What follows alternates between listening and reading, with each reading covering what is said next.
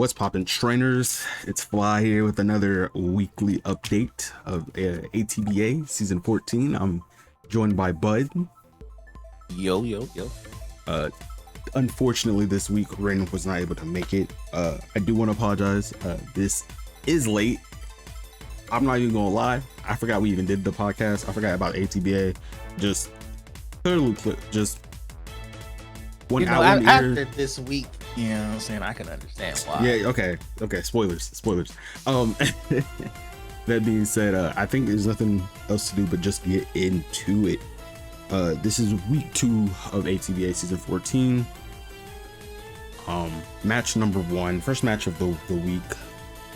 First 6-0 of the week. Of the season. Yeah. Kansas City Spirits versus the Alto Mare Slush Rush. wRenn versus Zev. I mean,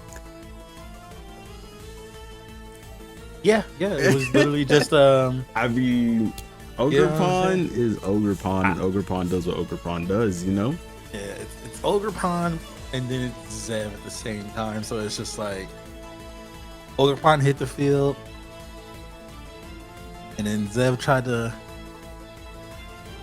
he tried to keep up with it. He tried to He tried to acid armor up with it. Ogerpon clicked Swords Dance and Alcremie clicked Acid Armor, and they went back and forth for a little bit, and I don't know why, and who knows, maybe Zev will enlighten us, or maybe he'll never tell us, but at one turn, instead of clicking Acid Armor, he clicks Calm Mind, and then he goes for a Stored Power. Personally, I would have just doubled down on the Acid Armor and then click Stored Power from there. So unless Acid Armor is like maxed off too. Well, no, because like Acid Armor, you can still go to +6 with it, right? Yeah. The only thing is that Stored Power. So if he goes to +6 on Acid Armor, the Stored Power is only counting how many stat upgrades. Yeah. It's not even like how much defense. It's just like, is this stat upgraded by 1? Sure, then cool. Is it upgraded by 2? Then we're counting that. And Acid Armor in Stored Power's mind, this is 6. Like, you know what I'm saying? Like if he just did the +6, that's 6. Yeah. If he clicks Calm Mind, that still counts as 6. Yeah. But now he's at +1 special attack, and so that's added into the power of Stored Power because it's a special move. I guess I just need to look at the calculations, because it's just like, because unless I'm mistaken, and he went to, did he go to +6 on defense?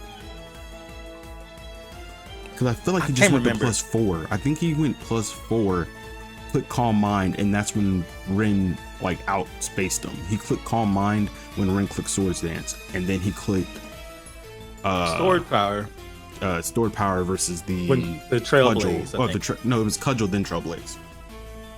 Oh yeah, you're right. And I feel like if he was just at +6 with the defense and then had done it, because at least he would have still had the defense. He was at +4 defense instead of +6 defense. I just feel like maybe the defense would have saved him a little bit. Who knows?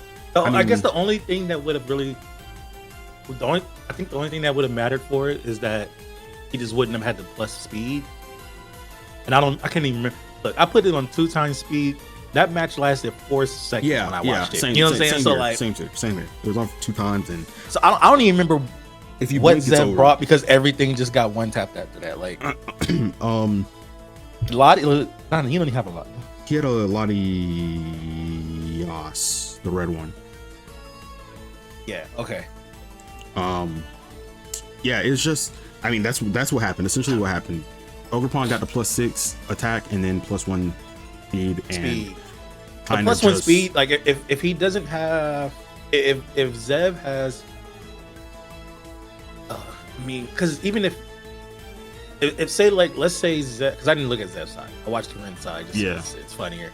But if Zev has Scarf Latios, if what's the name doesn't get to if Ogerpon doesn't get the +1, then he can force it out. You know? That's what I was thinking. I was thinking a Scarf. But if he doesn't have Scarf Latios, then then it's, you know, I don't know. It's Scarf Latios, or essentially Gladius any or kind whatever. of whatever dragon it is. Yeah. And then essentially that or any other kind of priority would have saved him here. Just because Ogerpon did get down pretty low. It would have mattered. It would have saved him a little bit, but it wasn't here this week. It wasn't there. So, and neither were Zev's KO. So exactly. 6-0. 6-0. Quick. wRenn never had to swap. I think that is at least top 3 fastest matches in the ATBA. I think they said it was like a 10-minute match, if that. It might have been. Most of the time shorter. was probably just them thinking. Yeah. Yeah, it was You know quick. what I'm saying? It was quick. Now, that being said, the second match of the week was just as quick, or almost as quick. The Dallas Slither Wings versus the Blackthorn Kingdras ended in a 5-0 in favoring The Bud. king, you know what I'm saying? The great one, you know what I'm saying? These swords dances, bro. The Swords Dances went crazy this week. Swords Dance went crazy this I'm week. just mad that I forgot Terra. You know what I'm saying? Like, this is. I just forget to Terra, you know? Yeah. Like, Yeah. all I had to do was click Terra Grass, and my Leaf Blade obliterates to Titan, and then nothing else can live that. Yeah. Ever. But Yeah, it was I forgot. It was I just- literally clicked Leaf. I was sitting there doing cows. Oh, okay. If I Drain Punch the Titan, it does about the same damage as if I Leaf Blade to Titan, and neither one of those kill.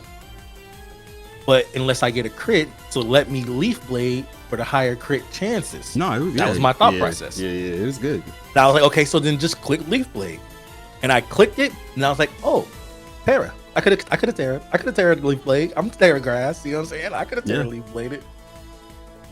And the funniest part of it is when I did my prep, I didn't prep a Terra for Sceptile. So like I literally, he's Terra Grass because I didn't prep for him to Terra. You just forgot Terra. I literally existed. forgot. Yeah, I literally didn't prep for him to Terra. It was all just, if I can get this, like all my calcs and stuff for it were literally just based on getting a Swords Dance off, and then what will I do from there? You know what I'm saying? And it was never like relying on my Terra and stuff like that. So everything about it was just like, don't think about Terra. And then as soon as I clicked Leaf Blade, I was like, I could have Terra. And then I put it into the calc, and I was like, this does like 150 minimum to this thing. Like, Yeah. it was like the max was like 173 to Titan. And I was like, oh my god, I could have just won right there. Could have just won. Yeah. But it's all right. It let stuff get some. Yeah, because then now like Glamora got some kills because I would hit something and it was low, or like, cause I think does the Titan die to? No, so Titan died to No, so Titan Godango. So Titan But, like, died to other a things- Scarf Godango that I just didn't know was scarfed. I couldn't. There was no There was no other opportunity until it was too late. Information until after I just got smacked, and I was like, oh well, that's unfortunate. Cool. Yeah, it was I don't know where you found my playbook. I essentially must have just dropped it somewhere, and you just happened to pick it up because you had play-by-play. You was ready. You knew what you needed to do. I'm glad it actually turned out the way it did. I with, will like, say those two things going that way. I will say it was super unfortunate in the very beginning though, because if I feel like if I got that burn off, it would have been a little different. But when I was clicking my move, I was like, he's gonna click. Like, I already knew like Scorching Sands is coming here because it's all you have, but you have to click it. I had to click it. You know what I'm saying? Because the other 50-50 is if you swap and I click Swords Dance, I was forced to click Scorching Sand, and unfortunately, I was not able to get that burn. I feel like I was sitting there, I was like, all I gotta do is just that's the pain of this game too, especially when you're playing on like the console and not on like Showdown. Yeah, is that like you're like, because you know it's like there's like a gap in time when you click moves and then after moves land, there's a gap in time where it's like nothing's happening, but then the effect happens, or like nothing happens and then you miss your move, or the move animation happens. You know what I'm saying? So it's like this weird like pause that feels like forever. So you hit me with Scorching Sands, and I'm just like, we held breath. Both of us just held breath, just waiting. Oh my god. That was my only win con, and unfortunately my win con was on it wasn't even a 50-50 really. And after that happened, like you said, I was not able to swap out. If I swap out, that's another Swords Dance and whatever. After that, that's game, So yeah. I did what I did to survive, and it sucks because at the end of the day, if I didn't have to Terrace Titan to live that hit, I might have standed a better chance because I could have Terra Raichu to eat that Shadow Ball because I was Terra Dark, but I was forced to Terrace Titan to attempt to eat. That's why I say I'm glad it worked out the way it did for me, because what I'm saying, like I count like those two things those two Pokemon were the Pokemon I did like the most like thought process into, like when they could hit the field, what they can attack, and like how to go about that, and like what they'll be able to live.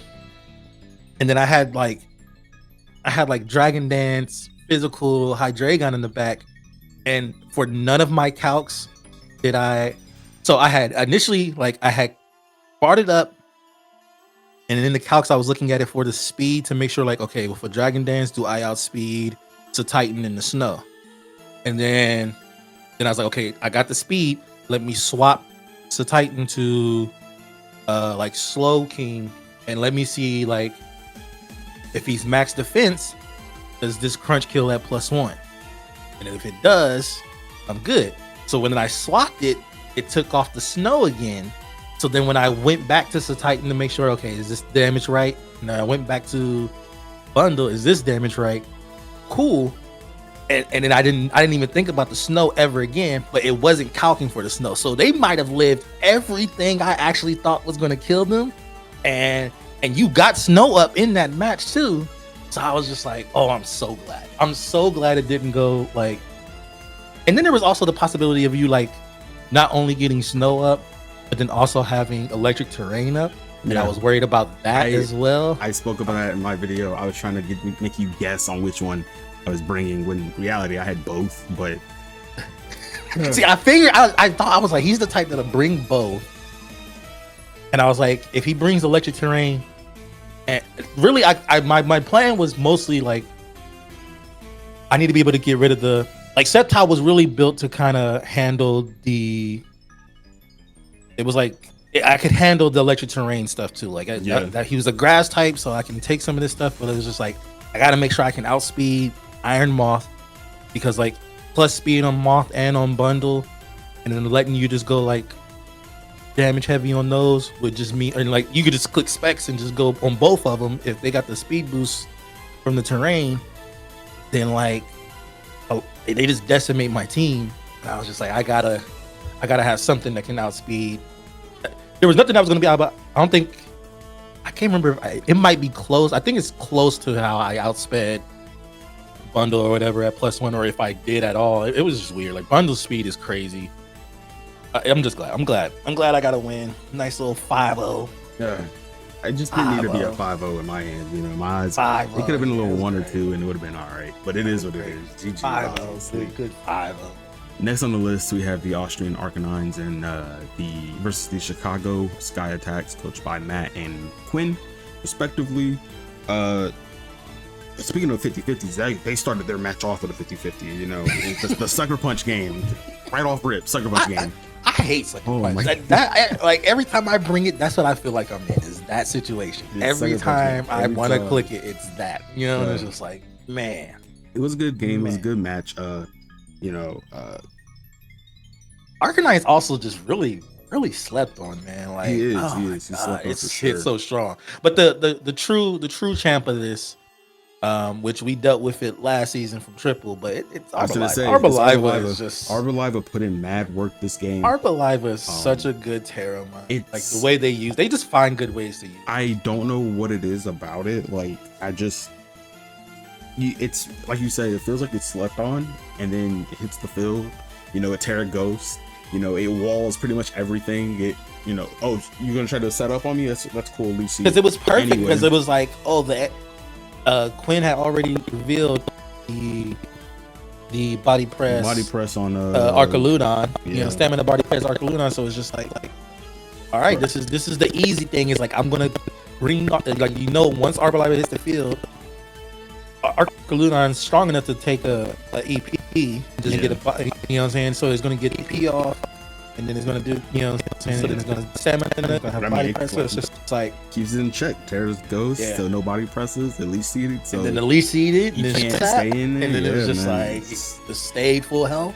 And then it crit Iron Valiant. Oh my god, I think there were mad crits. There were mad crits this game, if I'm not mistaken. I think only a few of them really mattered, but they were mad crits. That one mattered. That one mattered for sure. I think even Matt said so as well. It's like otherwise he would have just been able to take a couple of it'll take at least a couple of kills. I do want to say they both played really well. I mean, both of them were reading each other or attempting to read each other. And you know, every now and then Quinn, you know, he had the advantage, and then Matt brought it back, took it back. The Empoleon was really good. The Empoleon set was amazing. I just, you know, maybe I'm just simple-minded and would have slapped Ice Beam or Icy Wind on it for that glide-score. The roar, but the surf and the Aqua Jet worked really great. It was the Chocolate Berry. I mean, just they on it, man. They on it. It was good. It was so good. Matt, I do want to like hit on Matt's ability to like gain knowledge about your team. It seemed like he was just gaining a lot. Like he was dissecting the team like really quick with like the set and how Quinn was playing. But I mean, it's a good match. Definitely a match I would probably watch again. Honestly, ended in a 2-0 in Matt's favor. Next on the list is the Jalisco Hawluchas versus the Tampa Bay Devil Rays. It was a 3-0 in the Hawluchas' favors and Rio's favors. And I just want to shame both of you for making me watch that 54-minute fight. Hey, look. These were my notes. TLDW, which means too long, didn't watch, but I did watch. And also that an hour battle at 2 times speed actually feels like it's 3 hours long. It does. I don't know how. It felt like I was watching that forever. Forever. In 2 times. In 2 times speed. Like it was hard to even think of notes. It was like my notes were Droughtless Torkoal. No, hold on. Yeah, I was like Droughtless Torkoal. It took forever for the first knockout. Gouging Fire to take the field. The first knockout was in like 26 minutes in. That was the first knockout. It was like 26 minutes in. I could be off like a minute or two because, you know, 2 times speed. But I mean, oh man, if you guys have the stamina, it's crazy because like I watched it from Shu's perspective. I did too. Like I like some of the sets Shu brought. They were interesting to me for sure. Yeah. Like but then like Bastiodon. I didn't write a note for it, but Bastiodon, you know, was like so huge in this game. He really was. I hate Bastiodon. It's such a terrible Pokemon. I love him. I love him. Ugly design, and it's trash. But it worked. It worked here. Gen 9 Bastiodon got a buff, and he's living life, bro. He's living his best life. It worked here, and I have to give it credit. You know what I'm saying? It worked here. Because what was it? It was Iron Defense, Body Press, Rest, Sleep Talk, I believe. With soundproof. The soundproof. That was the other part I forgot about. So much damage just with soundproof. The parting shot. Yep. And like gave him some momentum and everything. Yeah. It canceled Shu's momentum. Yeah. And then like, oh my, I was just like.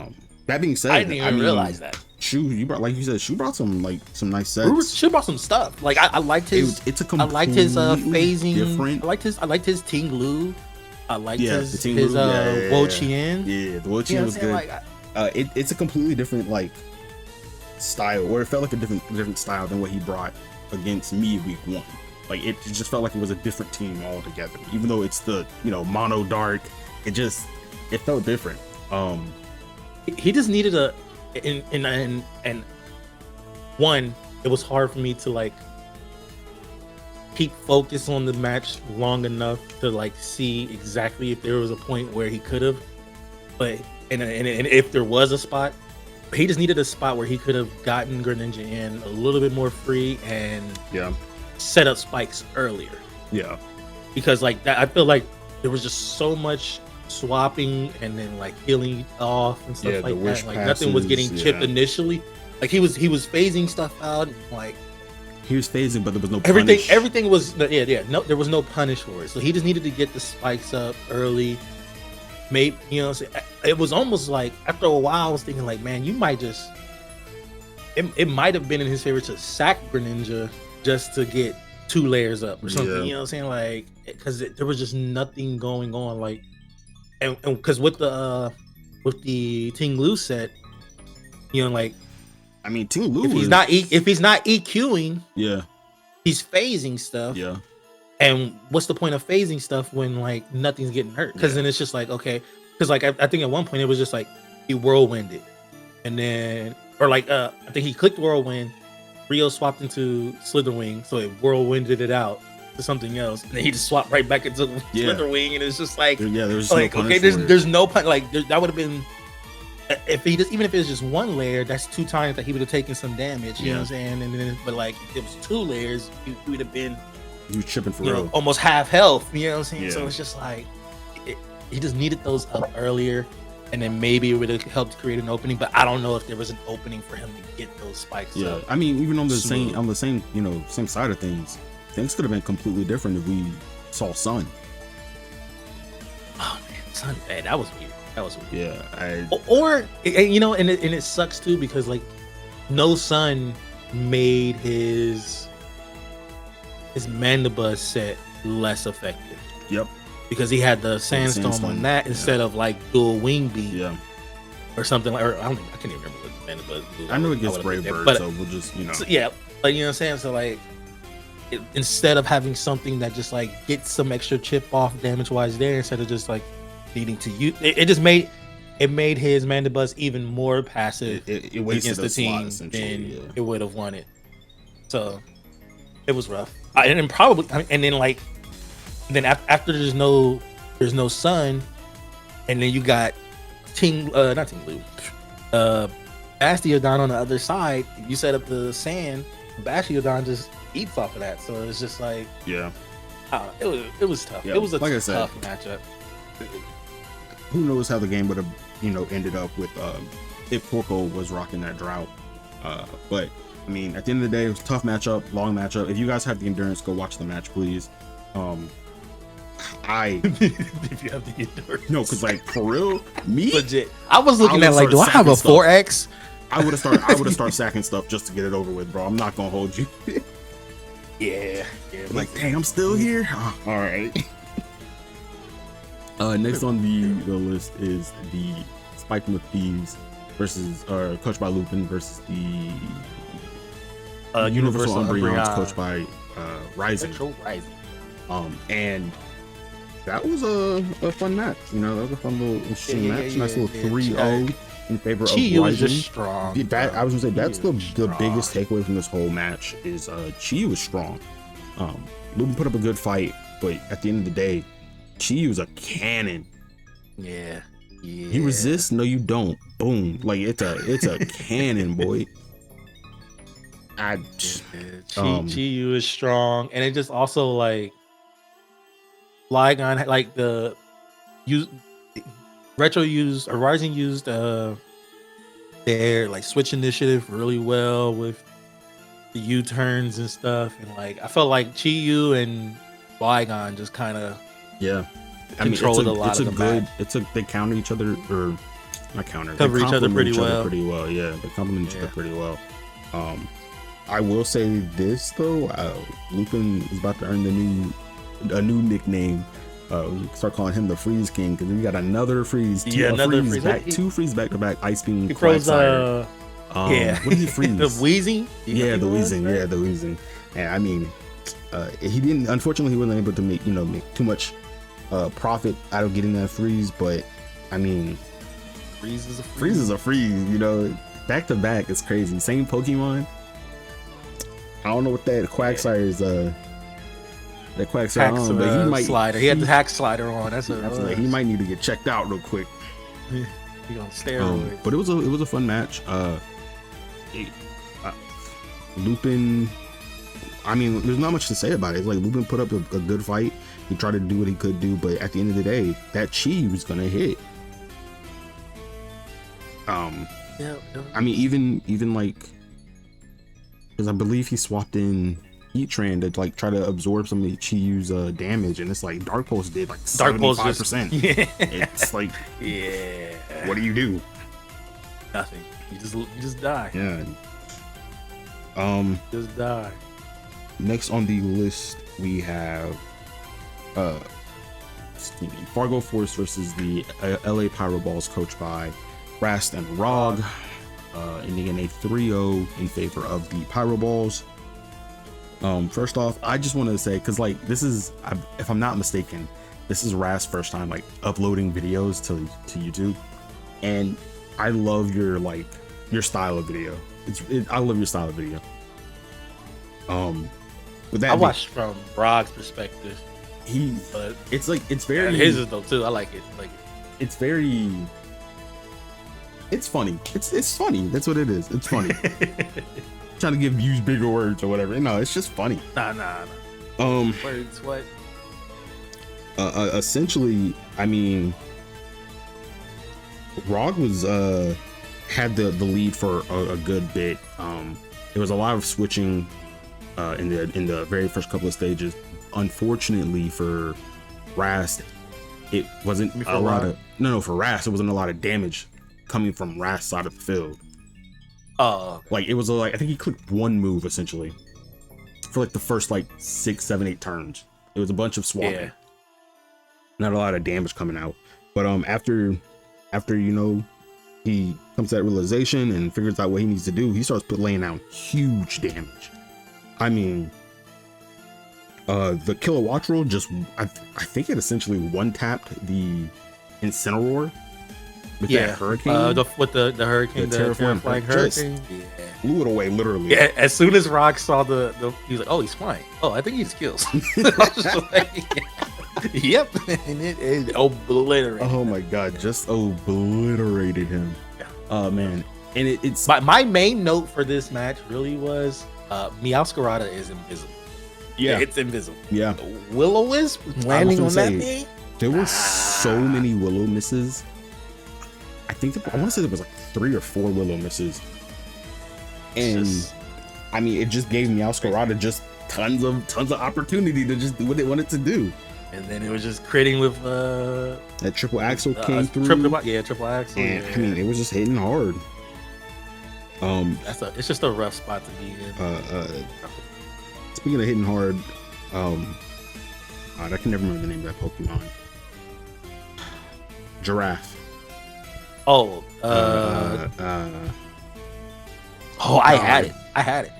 Not Raging Bolt. Raging Bolt still is just a nasty bond. I mean, yeah.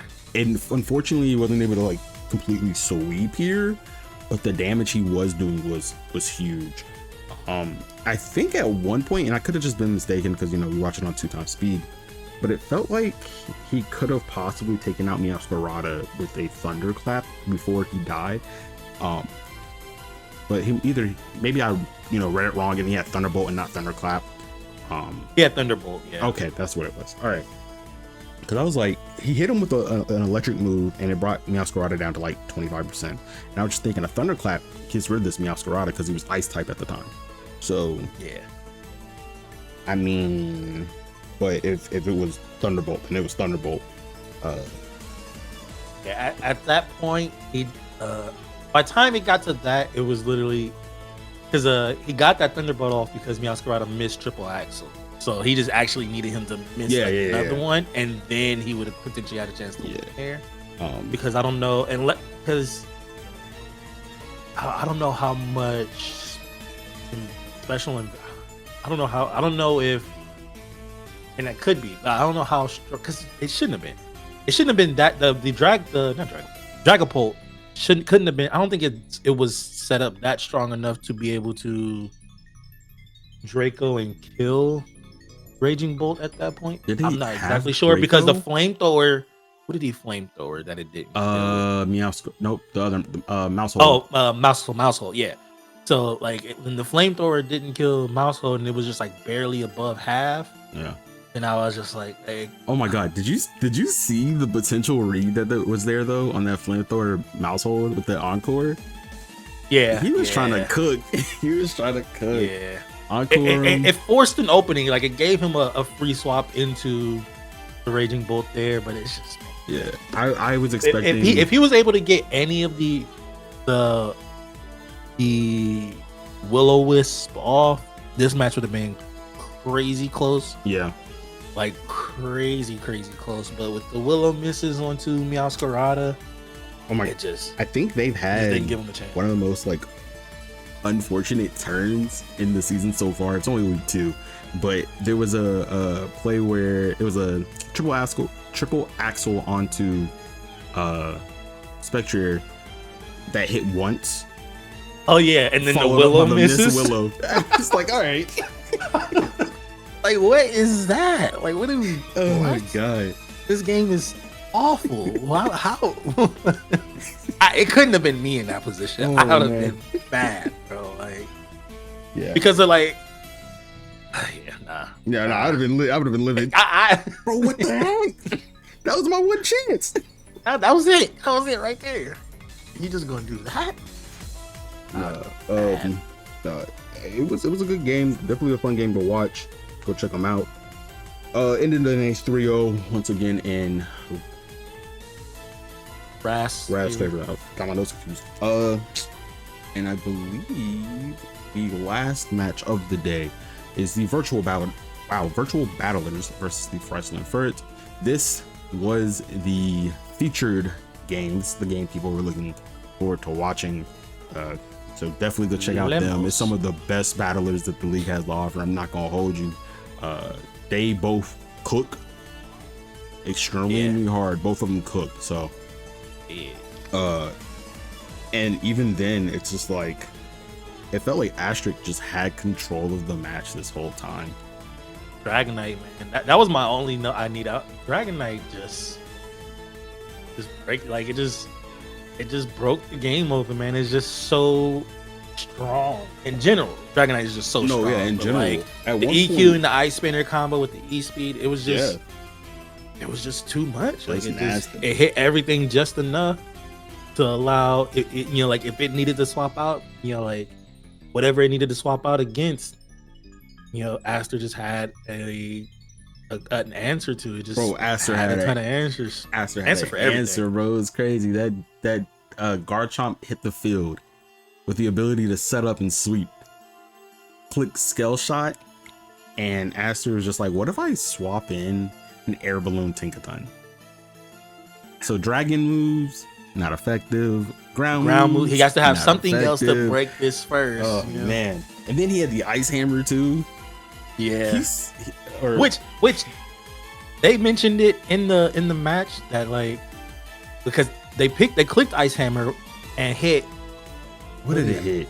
Thunderous, yeah. And I don't even think it brought it to half. It was like the weakest Ice Hammer I've ever seen. I was 35%, 40% Ice Hammer, and I'm like, yo, it didn't even connect. And then they even recognized, like, that was just pitiful. Yeah, it didn't even connect during it. Like, it had Ice Hammer. It felt illegal to say, because like I don't expect it to run Ice Hammer. You know, it's like take out Gigaton, Thunder Wave, you know, play rough maybe. So they said Ice Hammer. I was like, huh? Ice Hammer? Oh, I guess that makes sense. Yeah, it does have a hammer. And yeah, okay. Yeah, all right. But I mean, they both, like I said, they both cook, you know. The Icy Wind onto the D Knight, I believe, from the Terra Steel Arachnid. Oh my god, just a power trick, and he was trying to cook. The Arachnid was such a great set to try to wall. Yeah. The Ogre Pond too. Yeah. Like it was just there was so much going on. There was so much going on. I respect both of these people so much. I wonder if having the water bubble would have just been the better answer there, because I know they went water absorb to try to just nullify the Ogre Pond, but that lack of damage. But like that's also like why because if your water bubble, like, you're not really doing that's not going to do any damage to Ogre Pond. That's not going to do any damage to really Dragonite either. True. So why am I trying to analyze the bigger thing is that, like, there was just like, it was like the Icy Wind was like Arachnid just doesn't have special attack. Yeah.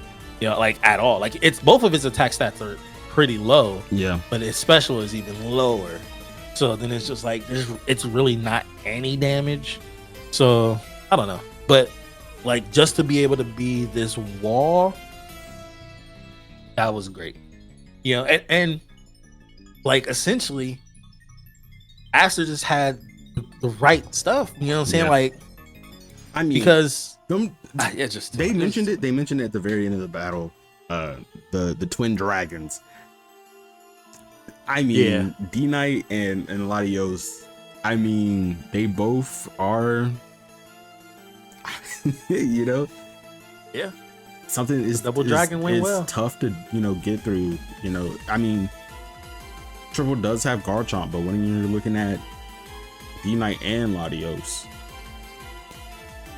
he really needed to get that scale shot off. I feel like he really needed to get that scale shot off to get some kind of pressure. But like you said, Aster just has an answer for everything.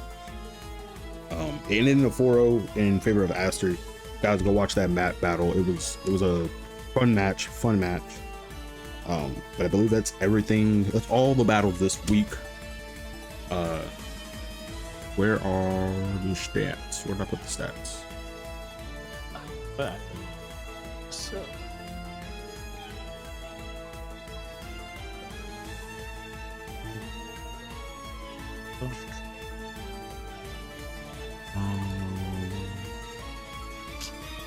all right, so the league standings as far as this week goes, week 2, we have in first place the Kansas City Spirits, coached by wRenn, who is 2-0. In second place we have the Virtual Battlers, coached by Asterisk, who was 2-0. In third place we have the Jalisco Hawluchas, coached by Rio, who is 2-0. And fourth we have the Dallas Silver Wings, coached by Bud. Fifth, the Fargo Force, coached by Rog, who is 1-1, sorry. Yeah. In sixth we have Quincy and the Chicago Sky Attacks, who's 1-1. And seventh we have Rising in the Universal Umbreons, who are 1-1. Yep. Way down at the bottom, we got Zev at 0-2, -10, baby. -10 is crazy. Kill leaders. Gouging Fire is sitting in first place with a whopping 7 kills. We have Ogrepon, Heart Flame, Heat Flame. Well, so both of them do have it's Hearth Flame. Yeah. And both of them do have 6 KOs, both Hearth Flame and Wellspring. Oh, they both do. Okay. Yeah. It's just that Wellspring would technically be lower because of the differential, because Wellspring did die in both matches. Oh, okay. Got you. I mean, well, based off the KOs alone, we'll put Wellspring in third. Then followed by Meowscarada with a whopping 5 kills, and then the Scary Fish Chiyu with another 5 kills. Schedule for next week is looking like the Kansas City Spirits versus the Austrian Arkanis, the Dallas Silver Wings versus the Virtual Battlers, the Blackthorn Kingdras versus the Fryslan Furrets, the Spikemuth Thieves versus the Tampa Bay Devil Rays, Chicago Sky Attacks versus Fargo Force, and LA Pyrowall versus Jalisco Hawluchas. And last but not least, we have the Alto Mare Slush Rush versus the Universal Umbreons. Just by looking at this alone, I would say the featured battle. This is usually Brent's job. Who do you think the featured battle goes to? The battle to look out for in week 3. I mean, wRenn being undefeated, the battle for him and Matt. That's fair. I can completely agree with that. I would go with that. That one's a good one.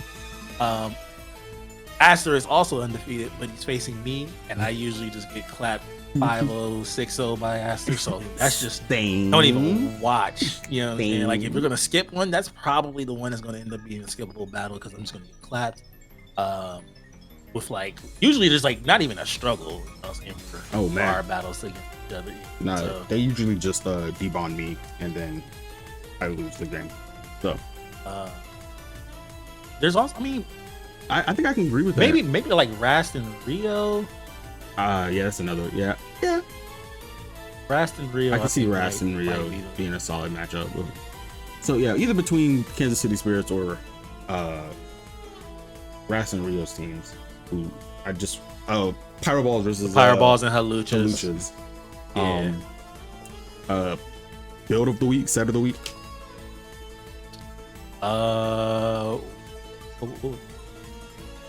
It's a tough one. So I mean, like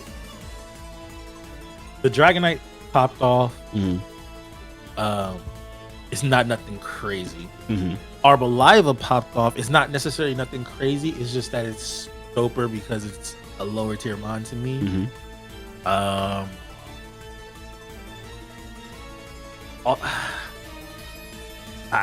the Ogerpon set is also like not like anything crazy. The Hearthflame one. Yeah, I mean, but are we going off of like what was the most effective or the most? So like I like to do a combo of like. I'm down with that. We can do was it effective? And then like I look at like what worked this week, or like, you know, because like sometimes like something works, or sometimes something doesn't necessarily work, but it wasn't because of that Pokemon's performance. It was like other things around it get set up like as perfect as you would want, but it had all the potential there. You know what I'm saying? Like, cause like my set also with Sceptile is just like a simple set too, so it's just like it worked, but like it wasn't a unique. So I'm down with giving, you know, a unique mon and then an effective mon, so to speak. I feel like effectiveness either has to go to Arboliva or Ogerpon. Oh, Bastiodon. If you want to do Bastiodon as a set of the week, I'm fine with it because I know you like that thing, and it worked. You know what I'm saying? It wasn't something like super fancy. Was there really like a super creative? I don't think we got set this week. This week. I think I feel like one of my sets was kind of creative, but it didn't even get to be showcased. So I can't even argue for it. Yeah, like the more creative stuff I had on my team too, I didn't get to showcase either because I just wanted to quick. Okay, calm down. Yeah, I think we're gonna give effectiveness to either. Matter of fact, I think you just give them to both. Because we don't have a unique set this week, so I'm definitely down. Actually, no, I take that back. I'm gonna give unique to Tinkaton. The air balloon ice hammer to counter the Garchomp completely. It's not something I would have thought of. Maybe you guys might not think this is unique, but me personally, I wouldn't even have been like.